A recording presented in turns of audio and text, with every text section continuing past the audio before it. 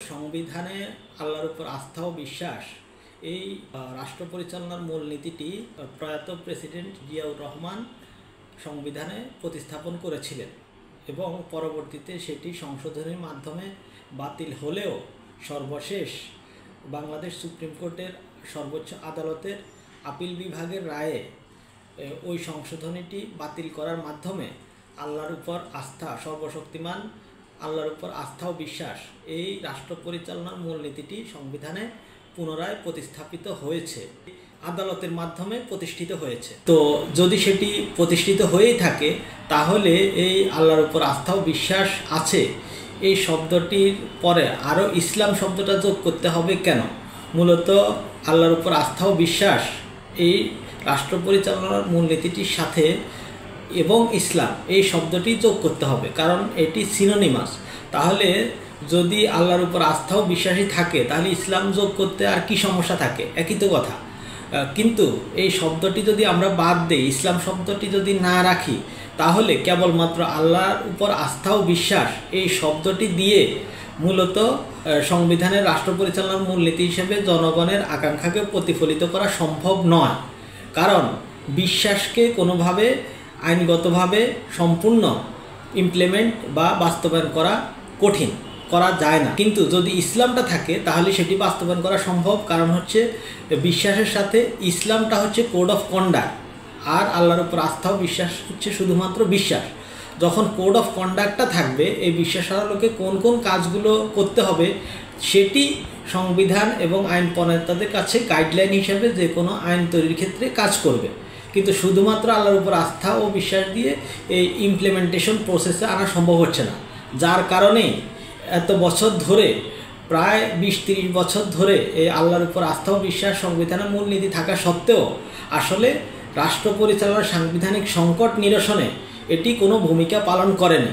কারণ এটি শুধুমাত্র জনগণকে প্রবোধ দেওয়ার জন্য, অধিকাংশ মানুষের বিশ্বাস, চিন্তা ও বিশ্বাস, আল্লাহর উপর আস্থা ও বিশ্বাস তাদেরকে প্রবোধ দেওয়ার জন্য সেটাকে অবাস্তবায়িত করে রাখা হয়েছে।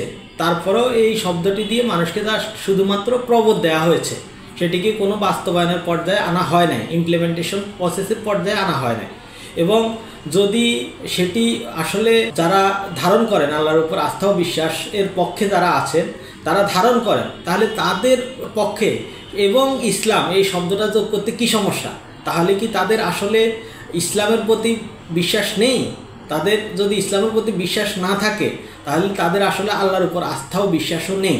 সুতরাং যারা আল্লাহর উপর আস্থা ও বিশ্বাস চাচ্ছে সাংবিধানিক মূলনীতি থাকুক, তারা অবশ্যই তাদের চাওয়া উচিত ইসলামও এটার সাথে, এবং ইসলাম এই শব্দটি এটার সাথে থাকবে, তাহলে এটি ইমপ্লিমেন্টেশন বা বাস্তবায়নের পর্যায়ে আনা সম্ভব হবে। 2024 সালের 5ই আগস্ট, যেটিকে 36শে জুলাই বলা হয়, এই জুলাই বিপ্লব পরবর্তী সময়ে আসলে বাংলাদেশে যে সাংবিধানিক সংকট এবং রাজনৈতিক সংকট সেটি কিভাবে কাটানো যাবে। রাজনৈতিক সংকট আগেই তৈরি হয়েছে, যেখানে দেখা গেছে যে বাংলাদেশে কখনোই একটি সুষ্ঠু নির্বাচন হয় নাই এবং জনগণ শান্তিতে থাকতে পারেনি। সেটির জন্য সংবিধানের অবশ্যই দায় রয়েছে।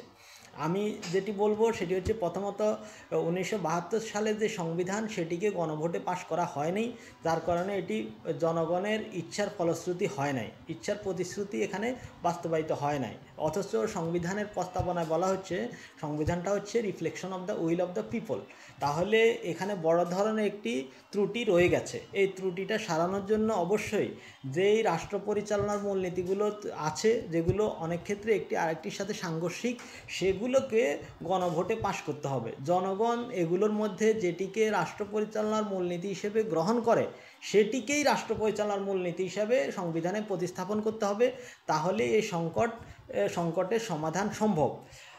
যেমন আমরা এখন যদি বলি যে শুধুমাত্র ভোট দিলেই এই সংকট কেটে যাবে, এটি ভুল। ভোটিং সিস্টেম আগের সংবিধানেও ছিল, সেটি কেন বাস্তবায়িত হয় নাই সেটিও গুরুত্বপূর্ণ। প্রথমত হচ্ছে যে নীতির ভোট প্রয়োজন, এরপরে নেতৃত্ব নির্বাচনের ভোট। আমরা সাধারণত যে ভোটের কথা বলছি সেটি হচ্ছে নেতা নির্বাচনের ভোট, পার্লামেন্টে কারা যাবে, কারা রাষ্ট্র পরিচালনা করবে সেটা নির্বাচনের ভোট। কিন্তু সেটা তো নীতি তৈরি বা নীতি নির্ধারণের ভোট না। নীতি নির্ধারণের ভোটটা হচ্ছে যখন আমি রাষ্ট্র পরিচালনার মূলনীতিকে গণভোটে দেব। এখন অনেকেই বিভিন্ন ক্ষেত্রে গণভোটের কথা বলে, মূলত গণভোট যদি প্রয়োজন হয় তাহলে কেবলমাত্র রাষ্ট্র পরিচালনার মূলনীতির ক্ষেত্রেই গণভোটটা প্রথমত অতীব জরুরি। অন্য সকল ক্ষেত্রে গণভোটটা অতীব জরুরি নাও হইতে পারে, কিন্তু এটা প্রথমে লাগবে, তারপরে যদি অন্যান্য ক্ষেত্রে গণভোট দেওয়া লাগে সেটা দিতে হবে। কিন্তু আগে রাষ্ট্র পরিচালনার মূলনীতি ঠিক করতে হবে। রাষ্ট্র পরিচালনার মূলনীতি ঠিক নাই তাহলে এই রাষ্ট্র কিভাবে চলবে, এই সংবিধান কিভাবে চলবে? সুতরাং এটা জরুরি আমি মনে করি। আরেকটা কথা হচ্ছে যে বিভিন্ন আইডিয়াগুলো আনা হচ্ছে, যেমন পিআর সিস্টেম, অথবা বলা হচ্ছে যে নতুন সংবিধান, যেটা আমরা জুলাইয়ের যে ঘোষণা সেটা দেখতে পাচ্ছি। জুলাইয়ের ঘোষণাতে তো যেটা আছে অনেকগুলো যেহেতু যেহেতু যেহেতু দিয়ে বলা হচ্ছে যে এই জুলাই ঘোষণা দেওয়া হলো। এখন এখানে কিন্তু মানুষের যে চিন্তা চেতনা, বিশ্বাস, অধিকাংশ মানুষের বিশ্বাস, সেই জিনিসগুলোকে স্থান দেওয়া হয় নাই। বাংলাদেশের মানুষ কতগুলো ঐতিহাসিক ঘটনা ওখানে বর্ণনা করা হয়েছে, অথচ সেখানে 200 বছর ধরে মানুষ যে সংগ্রাম করে দ্বিজাতি তত্ত্বের ভিত্তিতে ভারত প্রতিষ্ঠা করলো এবং পাকিস্তান প্রতিষ্ঠা করলো, ব্রিটিশদেরকে তাড়িয়ে দিল, 200 বছরের সংগ্রাম, সেটাকে সেখানে স্থান দেওয়া হয় নাই, সেটাকে আনা হয় নাই। তারপরে এখানকার অধিকাংশ মানুষের বিশ্বাস, চিন্তা, বিশ্বাসকে স্থান দেওয়া হয় নাই, সেই বিষয়গুলো না এনে এটাকে করা হয়েছে। আর দ্বিতীয়ত হচ্ছে যে এখানে ভবিষ্যতের কিন্তু কোনো ফর্মুলা নাই। সুতরাং এটা আপনি যদি গণভোটে দেন তাহলে গণভোটে দেওয়া মানে কি, দেখা যাচ্ছে যে একটা জায়গার ভেতরে অনেকগুলো পয়েন্ট আছে। এখন গণভোটে দিলে জনগণ চয়েস করবে কোনটা? সবগুলো বিষয় কি জনগণ ভোটে নির্ধারণ করবে? হয় জনগণ হ্যাঁ বা না ভোট দিবে। তাহলে জনগণের তো এখানে না ভোট দেওয়ার সুযোগ থাকতেছে না, কারণ আপনি জনগণ যখন না ভোট দিবে তখন সম্পূর্ণটাই বাতিল হয়ে যাচ্ছে, অথবা হাঁ ভোট দিলে সম্পূর্ণটাই হাঁ হয়ে যাচ্ছে। অথচ জনগণ তো এখানে হইতে পারে এমন কতগুলো বিষয়কে সাপোর্ট করছে, আবার ওইখানকারই কতগুলো বিষয়কে জনগণ সাপোর্ট করছে না, অথচ জনগণের তো সে অপশান থাকছে না। সুতরাং গণভোটটা এই রকম ক্ষেত্রে গণভোট দেওয়া যায় না। গণভোটটা নির্দিষ্ট স্পেসিফিক কতগুলো পয়েন্ট দিতে হয়, এই পয়েন্টের ভিতরে জনগণ যেটাকে ভোট দেয় সেই রকম করে দিতে হয়। এই পয়েন্টগুলো যেমন গণভোট হইতে পারে, যেটা বিএনপিও বলেছে, বিএনপি দলীয় পক্ষ থেকে বলেছে যে গণভোট যদি হয় তাহলে রাষ্ট্র পরিচালনার মূলনীতিগুলোর ক্ষেত্রে হইতে পারে। সুতরাং যেহেতু সকল দলই রাষ্ট্র পরিচালনার মূলনীতিগুলোতে গণভোটের ব্যাপারে একমত, সুতরাং রাষ্ট্র পরিচালনার মূলনীতি সমাজতন্ত্র, গণতন্ত্র, জাতীয়তাবাদ, ধর্মনিরপেক্ষতা, ইসলাম, এগুলোর মধ্যে গণভোট দেওয়াটা জরুরি যদি জাতীয় ঐক্যমত্য করতে হয়। এটা গণভোটটা কেন লাগবে? কারণ হচ্ছে কতগুলো পলিটিক্যাল পার্টি, রাজনৈতিক দলের সম্মতি দেশের সকল মানুষের সম্মতি না। সবাই পলিটিক্যাল পার্টি অ্যাক্টিভলি করে না, রাজনৈতিক দলের সাথে সবাই সম্পৃক্ত না, অথচ তারা তো দেশের নাগরিক। সুতরাং ওই জাতীয় রাজনৈতিক দলের বাহিরেও যারা দেশের নাগরিক আছে তাদের ইচ্ছা সম্মতি নিতে হবে, আর সেটা গণভোটের মাধ্যমে সম্ভব। সুতরাং ওই বিষয়টা গণভোট দিতে হবে। যেমন পিআর সিস্টেম, সেটা হচ্ছে একটি মেকানিজম, একটা ব্যবস্থা, কিন্তু সেটা তো লক্ষ্য না। একটা রাষ্ট্র বা সংবিধানের লক্ষ্যই তো ঠিক হয় নাই। পিআর সিস্টেম হচ্ছে কতগুলো এই লক্ষ্যটা কিভাবে পূরণ হবে, কিভাবে কাজ করবে। তো যদি আপনি রাষ্ট্র পরিচালনার মূলনীতি ঠিক না করেন তাহলে পিআর সিস্টেম দিয়ে কোন লক্ষ্যে আপনি কাজ করবেন সেটাই তো ঠিক হবে না। তাহলে আগে দরকার রাষ্ট্র পরিচালনার মূলনীতি ঠিক করা, তারপরে সেটা পিআর সিস্টেমে চলবে সরকার, পিআর সিস্টেমে চলবে সরকার, নাকি নতুন একটি সংবিধানের মাধ্যমে বাস্তবায়ন হবে, নাকি হচ্ছে যে পার্লামেন্টারি সিস্টেম আছে সেই সিস্টেমে চলবে, সেটা ঠিক করা যাবে। কিন্তু আগে রাষ্ট্র পরিচালনার মূলনীতি ঠিক করতে হবে। এবং নতুন সংবিধান আপনি করবেন, নতুন সংবিধানের মূল বিষয় কি? এখানে কি বর্তমান যে সংবিধানে মানুষের অধিকারগুলোর কথা বলা আছে, ফান্ডামেন্টাল রাইটস সম্পর্কে বলা আছে বা অন্যান্য বিষয়গুলো বলা আছে, ওগুলো তো আপনি বাদ দিচ্ছেন না, বা ওগুলো তো আর বাদ যাবে না। তাহলে নতুন সংবিধানের ক্ষেত্রে মূলত রাষ্ট্র পরিচালনার মূলনীতি হচ্ছে প্রথম। এটা যখন ঠিক হবে তখন আপনি নতুন সংবিধান করেন বা পিআর সিস্টেম করবেন, সেগুলো কাজ করবে। রাষ্ট্র পরিচালনার মূলনীতি ঠিক না করে পিআর সিস্টেমও কাজ করবে না, নতুন যে আপনি সংবিধান করবেন সেটাও কিন্তু কাজ করবে না। কাজ করবে না কেন? কারণ আপনাকে অবশ্যই নতুন একটা যে আগের যে 72-এর সংবিধান সেটাকে বাতিল করে নতুন একটা পথে যেতে হবে। কারণ এই 72-এর সংবিধান মানুষের আশা আকাঙ্ক্ষা পূরণ করতে পারেনি, এবং এটা বারবার সংশোধনী হয়েছে, বারবার সংশোধনী হয়ে এমন একটা পজিশনে গিয়েছে যে এটাকে আর ইমপ্লিমেন্টেবল অবস্থায় রাখা যাচ্ছে না, এক। আর দ্বিতীয়ত, এটি যদি ফ্যাসিজম তৈরি না করে থাকে তাহলে ফ্যাসিজমটা তৈরি করেছে কে? এটা কি কেবলমাত্র মানুষের, একটা ব্যক্তি মানুষের দোষ? এটা তো একটা সিস্টেমের দোষ।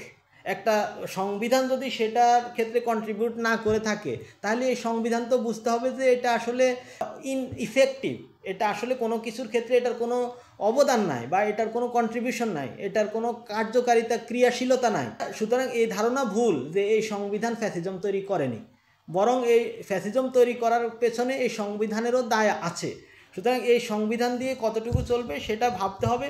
সংবিধান পুরোপুরি পরিবর্তন করাটা যদি সম্ভব না হয়, আমি মনে করি যে রাষ্ট্র পরিচালনার মূলনীতি ঠিক করে তারপরে, যেমন আমরা যেটা জুলাই ঘোষণা দিয়েছি এটার মাধ্যমে, যেটা আমরা বলি যে চার্টার, যেমন বিল অফ রাইটস, ইংল্যান্ডের যে বিল অফ রাইটসগুলো, মানে ঐতিহাসিকভাবে জনগণের বিভিন্ন চুক্তিগুলো পর্যায়ক্রমে সাংবিধানিক আইন হিসেবে প্রতিষ্ঠিত হয়েছে। তো সেখানে কিন্তু কোনো লিখিত সংবিধান নাই বাংলাদেশের মতো।